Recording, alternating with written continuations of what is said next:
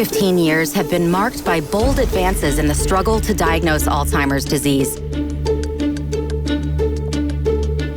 And C2N Diagnostics has been on the front line of discovery.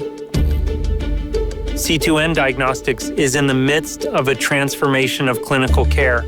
And that doesn't happen too often in medicine. We have the ability to really transform and elevate the quality of care for Alzheimer's disease. C2N originated in the laboratory of Dr. David Holtzman and Dr. Randall Bateman, who have really been pioneers in the field. We were trying to understand, how does the brain make a protein called amyloid beta that is what comprises the amyloid plaques in the brain of Alzheimer's disease? Alzheimer's is the most common type of degenerative brain diseases, collectively known as dementia. Dementia means the loss of memory and thinking, cognitive functions. Alzheimer's disease is the most common cause of dementia in people over the age of 65. Well, Alzheimer's disease affects over 7 million people in the United States and about 55 million people globally. Those numbers are only going to go up as our population ages. Current estimates for the cost of Alzheimer's disease are in the hundreds of billions. It'll reach $1 trillion in the next 10 or 20 years, and that's in the US alone. The human cost goes far beyond money. We're all personally touched by this disease. We see how complex and difficult the diagnostic journey is for these patients. And so when we think about diagnostics at C2N, we say, well, what can we do to shorten that timeline? Between 2000 and 2006, we developed a technique that was able to show that in patients who develop Alzheimer's disease, amyloid beta is cleared slower. When we were doing that study, it's just the time when drug companies were designing these drugs to lower down amyloid beta production. The problem was they didn't have a direct way to measure it. Different companies came to us and said, look, can we use your technique to test our drug to measure if amyloid was being cleared? So we said, sure. As doctors, we have an obligation that our science should matter. We have to take our discoveries and we have to get them out in the real world, and they have to be applied to help people. When C2N was formed in 2007, its technology was immediately enlisted to measure the impact of amyloid plaque buildup in the brain. C2N's founders envisioned a way their platform could transform how the disease was diagnosed.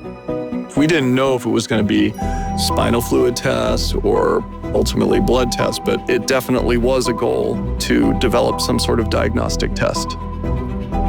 We started making measurements of using a fancy scale called a mass spectrometer, where we could measure the absolute levels of amyloid and tau proteins in the blood.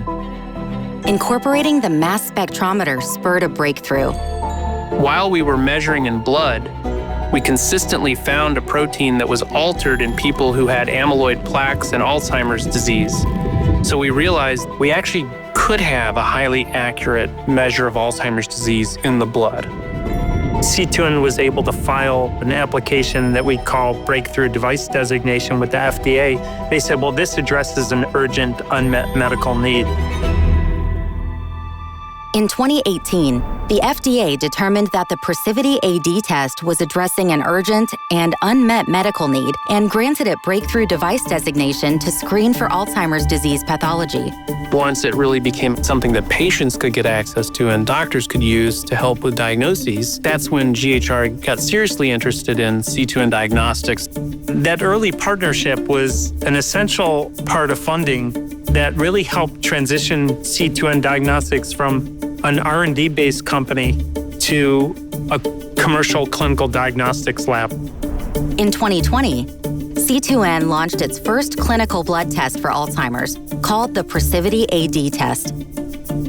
In 2023, we introduced our second generation test, which is PrecivityAD2 blood test. And that's the test that's really transforming the current clinical standard of care. The ability to diagnose the disease with a blood test is a huge advance. I mean, this particular test is so accurate. There's 3 modalities for getting a precise diagnosis of Alzheimer's disease: cerebrospinal fluid analysis through lumbar puncture, amyloid PET scans, or highly accurate blood tests. like the Procivity82 test. Lumbar punctures and PET scans are both costly and inaccessible to billions of people. The current blood test should be able to replace getting these very expensive diagnostic tests and enable patients to get on treatment. C2N Diagnostics was involved in helping to demonstrate the effectiveness of two drugs that are now fully FDA approved. Lecanemab, which is marketed by Eisai and Biogen, and donanemab, which is marketed by Lilly.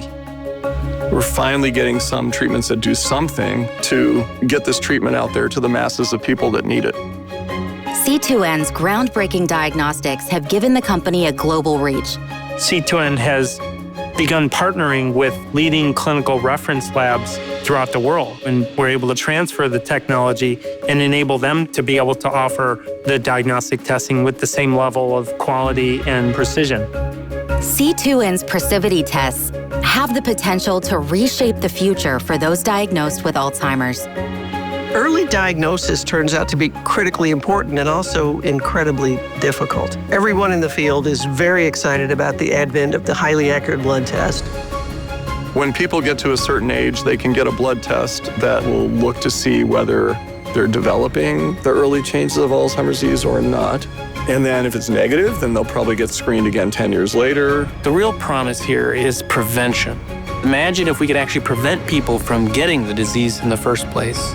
In terms of the symptoms, the dementia, the cognitive decline, the disability, the dependence. If we could avoid those things, that's what all our patients want. That's what families want. That's what we all want. There's the very real possibility, if we continued in the right way, within 5 years, we could have treatments that prevent the onset of symptomatic Alzheimer's disease.